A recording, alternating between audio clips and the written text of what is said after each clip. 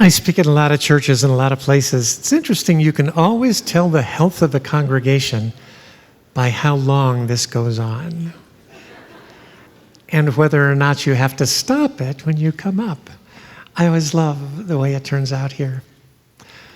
It was 7 weeks after the Passover, the Festival of Weeks. Thousands of Jews had gathered in Jerusalem, and the disciples thought, well, this is it. This is the time that we will begin the church.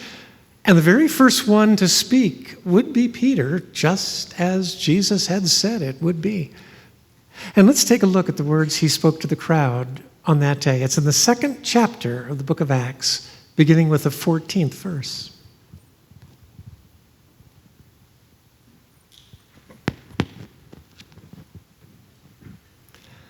Then Peter stood up with the 11, raised his voice, and addressed the crowd.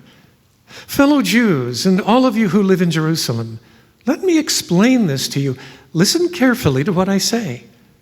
These men are not drunk, as you suppose. It's only 9 a.m. No, this is what was spoken by the prophet Joel. In the last days, God says, I will pour out my spirit on all people. Your sons and daughters will prophesy.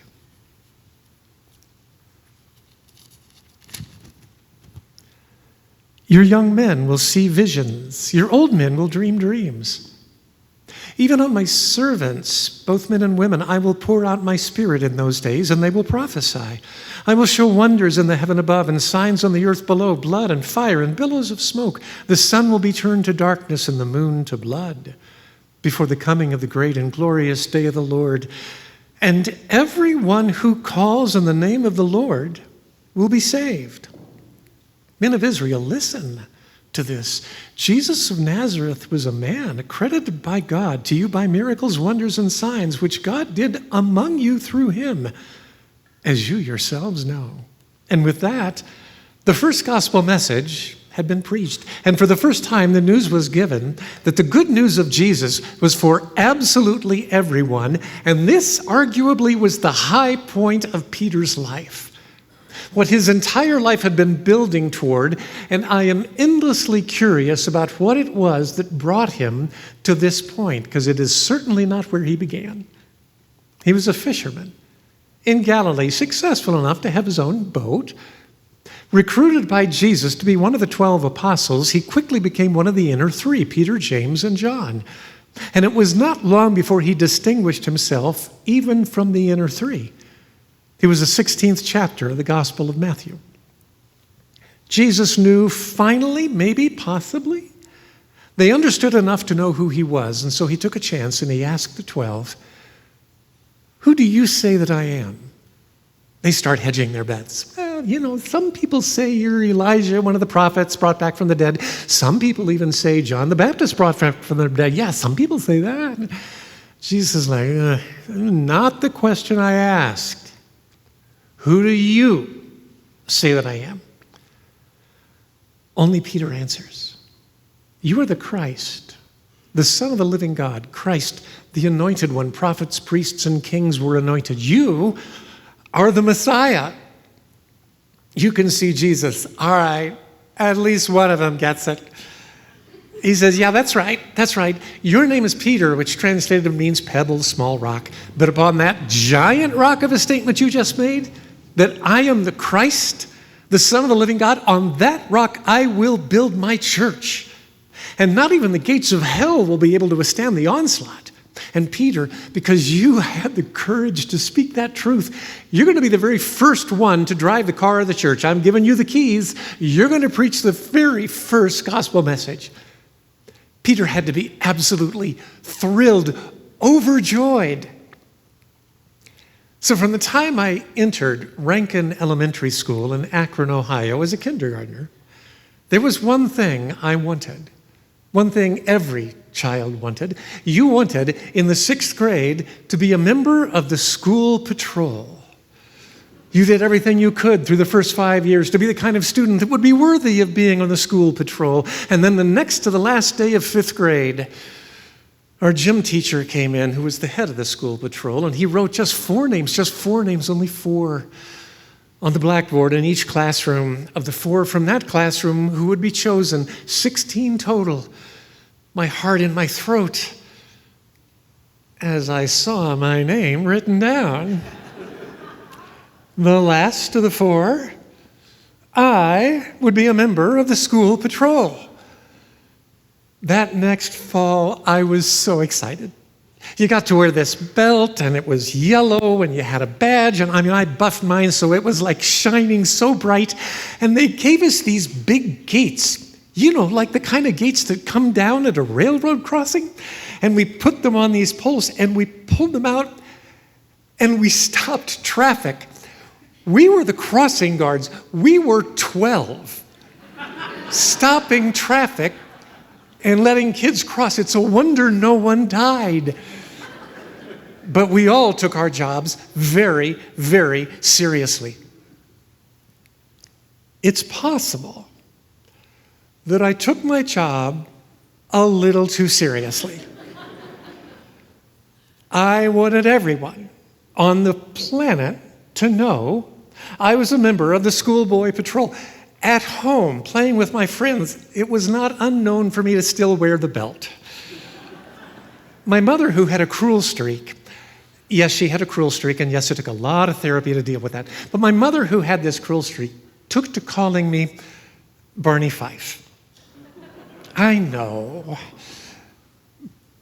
but maybe it was deserved. I was really proud of myself. So was Peter. It's one chapter later, 17th chapter of the Gospel of Matthew. Jesus and the inner 3, Peter, James, and John, go to the top of the mountain, more than likely Mount Hermon. The 3 fall asleep. If you note, throughout the Gospels, there's a lot of times that the 3 fall asleep. I don't think Jesus was letting them sleep enough. And they wake up, and when they wake up, they're no longer there alone with Jesus. Now, Moses and Elijah are there. Now, let's make it really clear. Moses and Elijah have been dead for a really long time. And all 3 of them, Moses, Elijah, Jesus, look like they have their fingers in a light socket. They have been transformed, transfigured. Now, if you wake up from sleep and you see that, what are you going to do? You're going to do what any normal human being would do. You're just going to stand there with your mouth wide open. You are not going to say a word. Yeah, no, not Peter. That's what James and John do, but Peter, he jumps right into the middle of it all. He says, hey, wow, this is amazing. I got this great idea. What if we bring 3 tents here and build them, kind of like the really fancy tents at a wedding venue that have the plastic windows? We'll bring that, and we will put them over top of you to protect you from the elements since you've been transfigured at all, and we can bring people up here, and you can see Moses and Elijah looking at Jesus. And who would this be? Jesus says, it's Peter. They said, this is the one that's going to get the church underway. Yeah, he's the one. Jesus, have you really thought this through? And then what happens? God speaks up and says, I'm God. This is my son, Jesus. You're Peter. No one told you to talk. Now, I do have a habit of speaking when it would be better to remain silent. In fact, I used to have a plaque on my dresser that said, it's all right to have an unexpressed thought. And throughout my life, I've had friends who've had to say to me, hey, that was not yours to tell, that was mine to tell. A little embarrassed to say at my advanced age, I am older than dirt. I actually had one of my best friends say this to me not a month ago. Was not yours to tell, is mine to tell. It's embarrassing. It's embarrassing, but I want you to know, God has never personally spoken up and told me that I should be quiet. Peter couldn't say that. God says, you're not supposed to be talking. From this point on, through most of the ministry of Jesus, Peter is filled with hubris. Peter was working from the level of ego. Now, when I talk about ego, I need to explain what I mean by ego. If you look at a Freudian perspective of things, the ego is the mediator between the id, the primitive self, and the superego, the moral self. Not how I'm talking about ego. I'm talking about ego from a Jungian perspective. Carl Jung said the ego is the conscious self. It is the part of you that is aware consciously of what you are doing. And the human ego is only interested in two things: power and safety. This is the purview of the human ego. That's it. That's all it is interested in. Now, beneath the human ego, we have another level, another layer. He called it the self, Jung did. Every religion on the face of the earth calls it the soul. It is the unconscious self. And whether you realize it or not, it is your unconscious self that is the most in touch with the truth of your life and with the objective truth around you. This is why therapists often are asking people, what does your gut tell you? Because the unconscious self, the soul, is in touch with the body. The soul is in touch with the gut. This is why Pascal said the heart has its reasons that reason does not know. Reason is the purview of the ego, interested in power and safety. The heart is the purview of the soul. And when we are in the first half of life, most of us are operating from the level of ego. We are still figuring life out, and we're interested in power and safety. It takes a while for us to get beyond that. Now, when I was here 6 weeks ago, I told you about a question I asked my clients after I've been working with them for a year or two. The question is, this journey you are on, this path you are on, what is it in service to within you? The path you are on, what is it in service to inside of you? Because most of us, the path we are on in the first half of life, and for some of us all of life, the path we are on is in service to the unfulfilled dreams of our parents. Our parents do their best, but in 1,000 different ways they say to us, I have sacrificed so much for you, so you need to achieve the things I was not able to achieve. You ever watch a father on a little league field? You know exactly what I mean. And so most of us will spend the first half of our lives following a dream that is not ours. It was someone else's dream. That the path we are on is in service to the unfulfilled dreams of another who we want to please. And if it's not the parents, it is often the religion or it is the tribe. And this is the realm of the ego. The ego is interested in power and safety. The ego is interested in the retirement benefits. The soul is here for the ride. The soul is working at a deeper level. The soul is answering its own dreams and hopes and goals. And Peter was not there and continued to not be there. The time comes when Jesus is to be taken away. And he tells the disciples the bad news. He says, one of you is going to betray me to the authorities. One of you is going to deny knowing me. All of you are going to leave. And you can be sure exactly how most are going to respond to that. They're going to say, oh no, is it me? Is it me? I mean, it's how I would respond. It's how you would respond. Oh, I hope it's not me. Yeah, not Peter. No, Peter sides up to Jesus and says, hey, I mean, you and I both know. The rest of these guys, yeah, they would leave. I mean, I'm the one you chose to preach the first gospel message, so yeah, we can expect that of the rest of them. Me, I will never leave you. Jesus says, oh, God, Peter, I can tell you the very hour of the day you're going to leave me. Before the rooster crows, you're going to deny knowing me 3 times. Oh, no. I would go down to death in battle with you. I will never leave you. And they take Jesus away, and the disciples are devastated. And they have no idea what to do. And it's a cold night, and Peter's out in the courtyard warming himself by the fire, and a servant girl says, hey, you're one of his followers. You were with him. And he says, I don't know the man. And a second servant girl says to him, you're one of his followers. I saw you with him. I don't know the man. And then a third person says, oh, you were one of his followers. Your accent gives you away. And he swore and said, I do not know the man. Now note, none of these 3 people actually have the power to do anything to him. And yet, just with their questions, he has in fact denied knowing Jesus, and the rooster crows, and he's defeated. And he goes off alone and weeps bitterly. All of us have to come to that point in life where we are defeated, where we are willing to acknowledge that we're lost. It's Dante. I've quoted him before, at the beginning of the Divine Comedy. In the middle of the road of my life, I awoke in a dark wood where the true way was wholly lost. It's John of the Cross's dark night of the soul. You're utterly and completely lost, and as I have said to you no less than a dozen times, it's all right, because lost is a place too. There are things you can learn in the place called lost you cannot learn any other place. There's a wisdom you can gain in the place called lost you cannot gain any other way. It's all right to be lost, because actually when you are lost is when you can move from the first half of life to the second half of life. In the first half of life, you're working on resume virtues, you're working on power and safety. In the second half of life, you're working on eulogy virtues.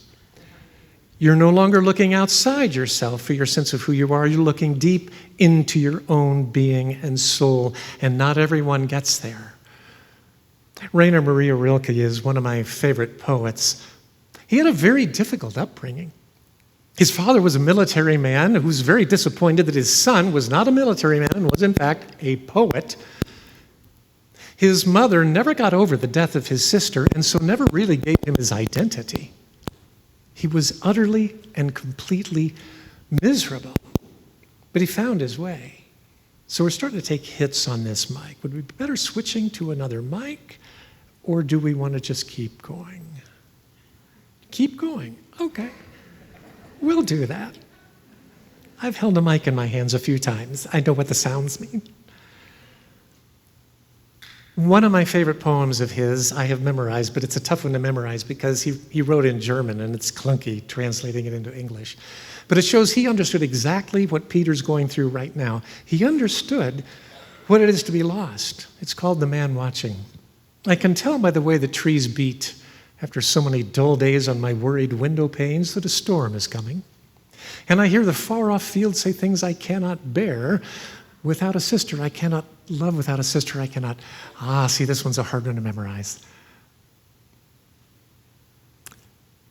I cannot love without a sister. I cannot. You're going to have to throw that line to me. I cannot bear without a friend. I cannot love without a sister. The storm, the shifter of shapes, drives on across the woods and across time, and the world looks as if it had no age. The landscape, like a line from the Psalm book, is seriousness and weight and eternity. What we choose to fight is so tiny. What fights us is so great.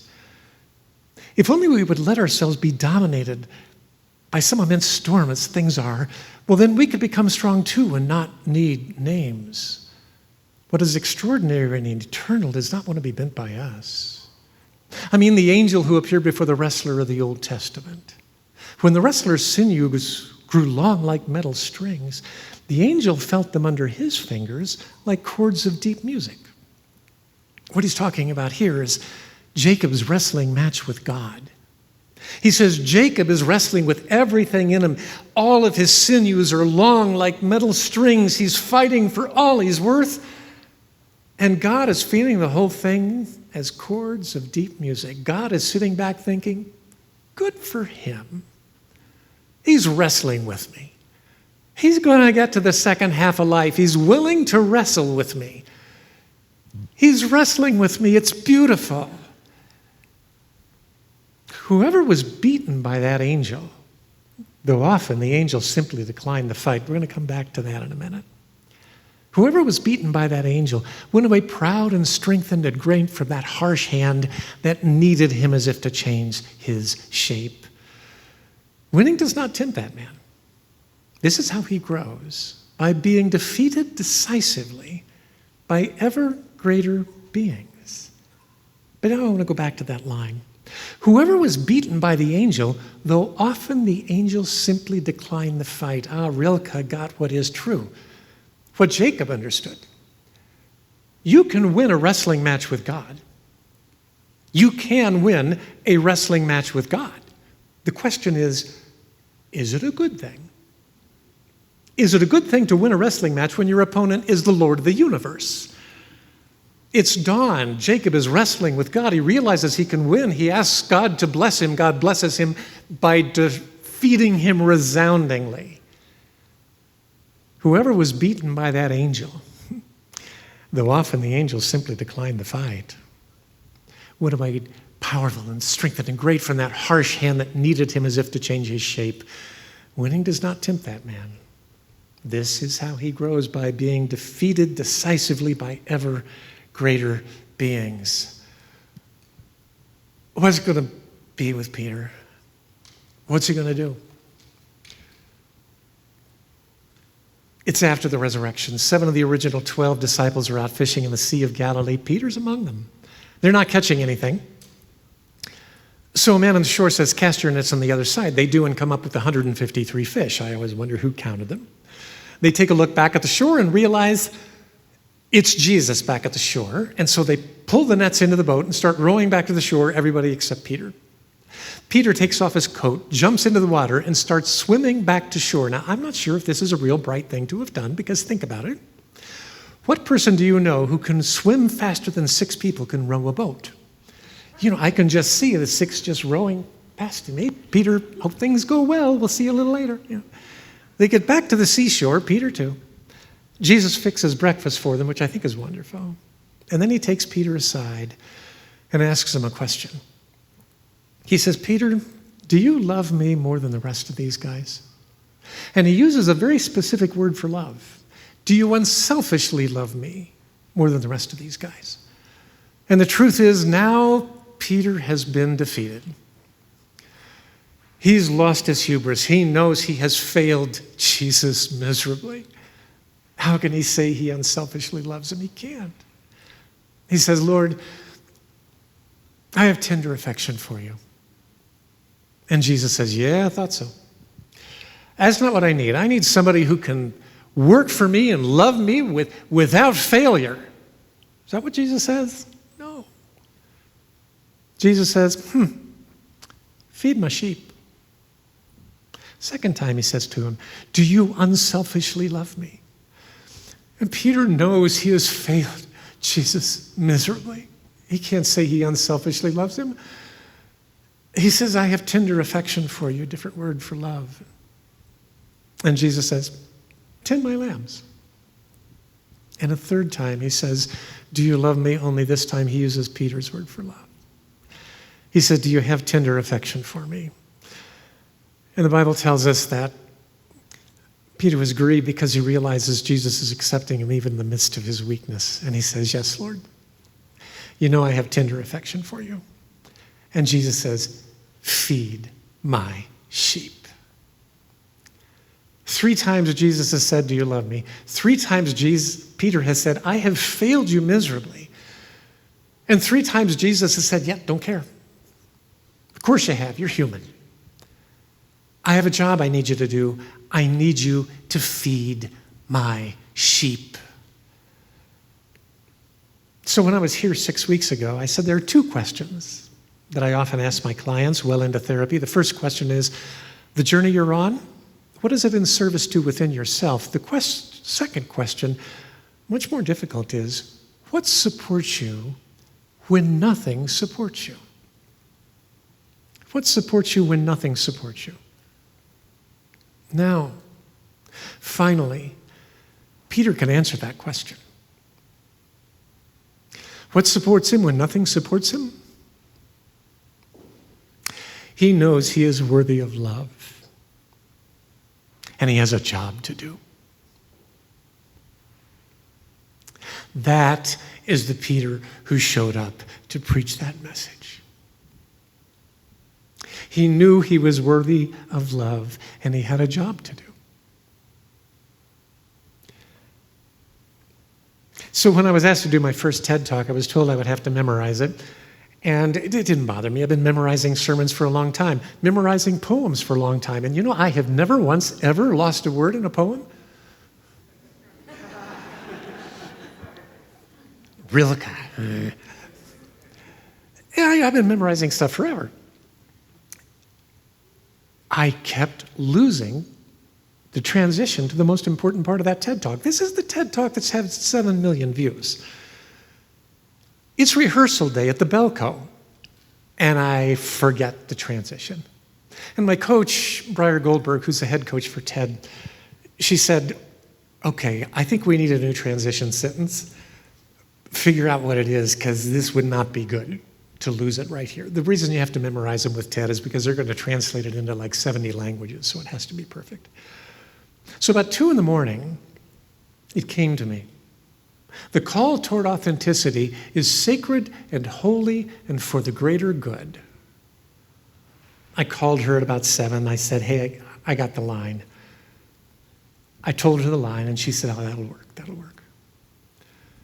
You know, it ended up being the most quoted line of that whole talk.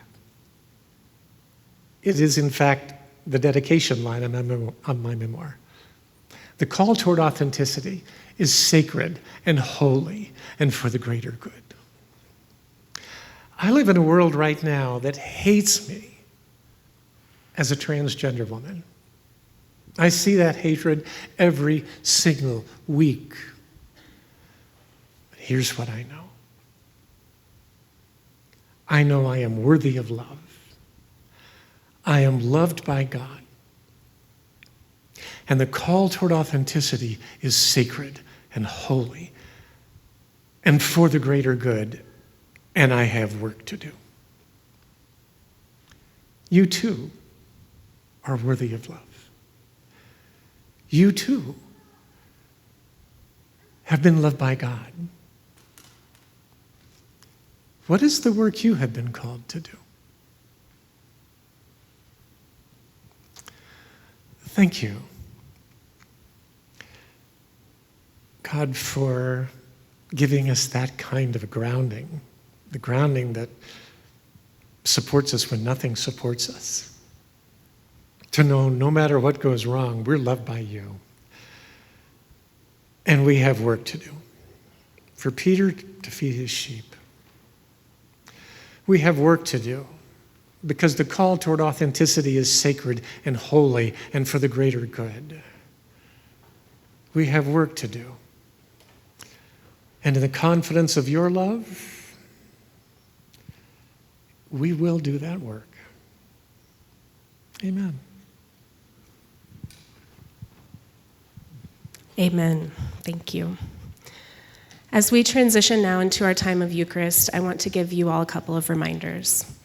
Here at DCC, we practice what is an open table Eucharist, which means that this table is open to everyone, no matter who you are or where you're coming from. Sorry, I am deeply moved by Paula this morning. So, as you come to partake, you will come down the outside aisles or the center aisles, and you will return down the diagonals, and you will take the bread, and you will dip it into the cup. All of the bread is gluten-free, and in the shorter cup, you'll find juice, and in the taller goblet, you will find wine. Yep, okay. While they were eating, Jesus took bread, and when he had given thanks, he broke it and gave it to his disciples, saying, "Take and eat. This is my body." Then he took a cup, and when he had given thanks, he gave it to them, saying, "Drink from it, all of you. This is the blood of my covenant, which is poured out for many for the forgiveness of sins." Take a moment to reflect before you come. You are a dearly beloved child of God. Deeply loved, completely accepted. You belong here. Come as you are led.